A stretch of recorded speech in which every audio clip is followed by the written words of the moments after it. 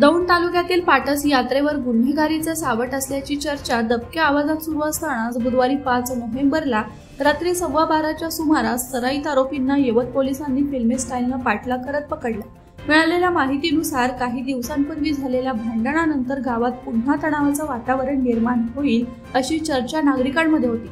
त्यानुसार पोलीस प्रशासनाने पाटस आणि वरवण परिसरात सतर्कता ठेवली होती। यावेळी पोलिसांना आरोपींच्या हालचालीची माहिती मिळताच त्यांनी तत्काळ आरोपींचा पाठलाग सुरू केला।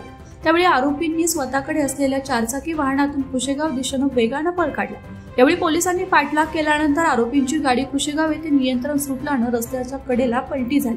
त्यानंतर पोलिसांनी तत्काळ चारचाकीमधील आरोपींना ताब्यात घेतलं। याचवेळी आरोपींना मदत करण्यासाठी मागून आलेली दुसरी चारचाकी देखील पोलिसांनी जप्त केली असून त्यातील तरुण पळून गेल्याची माहिती यवत पोलिसांनी दिली। या कारवाईमुळे पोलिसांच्या तत्परतेचं कौतुक होतं। या प्रकरणाचा अधिक तपास यवत पोलीस करत असून यात्रेदरम्यान शांतता आणि सुरक्षितता राखण्यासाठी पोलिसांनी कडेकोट बंदोबस्त तैनात केला।